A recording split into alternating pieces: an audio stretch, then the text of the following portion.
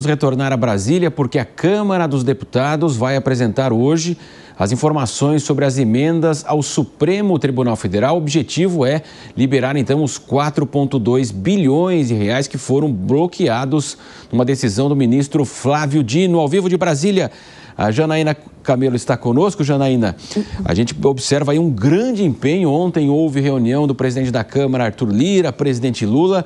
Então fica agora a expectativa de, antes da finalização deste ano ainda, poderá haver, então, a liberação. Seja bem-vinda, muito bom dia. Muito bom dia, Marcelo. Pois é, o que o presidente da Câmara, líderes partidários estão tentando é liberar esse dinheiro, né? Muito dinheiro, mais de 4 bilhões de reais para serem pagos até o dia 31 deste ano ainda. Então, os municípios, os deputados estão todos esperando por esse dinheiro. E agora há pouco, a Câmara dos Deputados acabou de anunciar que enviou, sim, já um ofício ao STF, dizendo que cumpriu essas exigências aí determinadas pelo ministro Flávio Dino, que é de publicar as atas de todas as reuniões ali de comissões permanentes, reuniões das quais ali foram aprovadas essas emendas que o ministro Flávio Dino acabou suspendendo, né, ali na suspeita de ter tido uma possível manobra para que esse dinheiro fosse liberado sem a devida ali, sem cumprir regras ali de rastreabilidade, de transparência. Nesse ofício enviado para a Câmara dos Deputados, a Câmara diz o seguinte, Marcelo, que a argumentação ali dos parlamentares de que haveria ali, de que essas emendas não teriam tido a autorização dos colegiados das comissões para que fossem indicadas, a Câmara diz que isso não é verdade, revela profundo desconhecimento do processo legislativo orçamentário, que informações imprecisas e descontextualizadas impedem a correta apreciação e valoração dos fatos. Então, a Câmara retificará os fatos e circunstâncias. Diz também que, quanto às falas desses parlamentares questionando o processo de aprovação de emendas de comissão, há que se considerar que atendem aos anseios e propósitos políticos de cada um, não podendo ser tomados como denúncias, em especial quando dissociados da realidade posta nos autos do processo. E diz também que rejeita qualquer imputação de tentativa de descumprimento da decisão do STF. Então, a Câmara dos Deputados tem agido de maneira cooperativa e de boa fé, em sincero diálogo institucional com os poderes executivo e judiciário para aprimorar o processo de elaboração e execução orçamentária de maneira transparente e eficiente. E aí, nesse ofício, Marcelo, a Câmara, então, coloca ali a indicação dessas atas, diz que estão todas publicadas no site da Câmara dos Deputados, assim como o Flávio Dino exigiu. E aí, no fim aqui desse ofício, a Câmara pede, então, que seja liberado esse dinheiro, 4 bilhões e 200 milhões de reais em emendas parlamentares, especificamente com relação a emendas de comissão.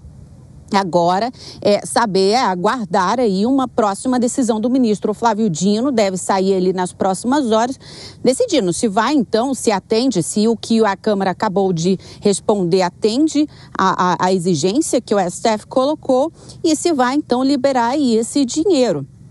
Marcelo, teve uma outra decisão aqui do ministro Flávio Dino, também com relação a emendas parlamentares. Ele disse o seguinte: ele intimou a Associação Amazonense de Municípios para que esclareça em 24 horas, por meio de nota à imprensa, de que não houve a retirada de recursos a colocar em risco a continuidade dos serviços essenciais.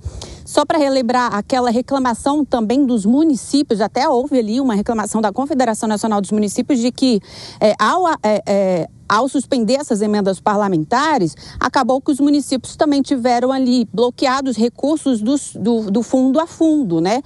Que são de prestação de serviços à saúde. E aí, no caso aqui da Associação Amazonense de Municípios, o ministro pediu que ela esclareça que na verdade, não aconteceu essa retirada de recursos. Diz que não houve, segundo o ministro Flávio Dino, não há bloqueio de recursos oriundos de outras fontes inerentes ao SUS, que os fundos podem ser usados normalmente e que as medidas em foco referem-se exclusivamente a emendas parlamentares federais. No entanto, os municípios dizem que o Ministério da Saúde, ao bloquear esses recursos a pedido do ministro Flávio Dino, acabou bloqueando também recursos que eram regularmente repassados aos municípios. Marcelo. Janaína Camilo, literalmente o tempo está encoberto em Brasília. Aí nós vamos acompanhar todas as informações agora e daqui a pouco você retorna conosco. Retorna agora, então, a análise aqui ao Jornal da Manhã. A Deise Tiocar está conosco. Deise, a gente já observou, então, todo o esforço que é colocado em relação às emendas.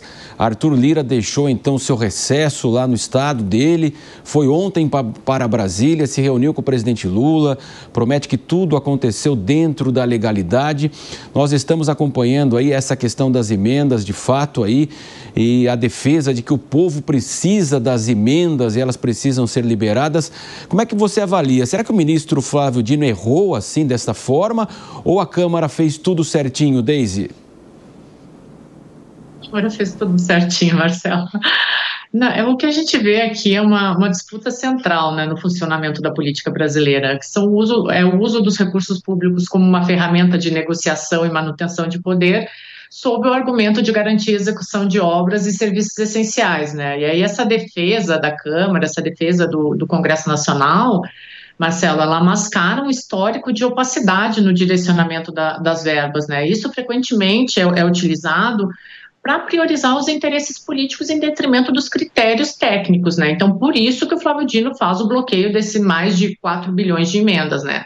E aí o que mais me surpreende no meio disso tudo é essa insistência do Legislativo em retomar o controle sobre as emendas, mesmo diante desses apontamentos de falta de transparência, né? E aí isso expõe uma contradição e quase que uma aula prática de clientelismo aqui no Brasil, né? Que enquanto a sociedade demanda uma maior eficiência e rastreabilidade no uso dos recursos, uma parte significativa dos parlamentares busca preservar um modelo que concentra poder em líderes e permite negociações obscuras, né? Então essa postura, ela enfraquece o discurso de representatividade e o compromisso com o bem-estar público, né? É uma aula prática de fisiologismo.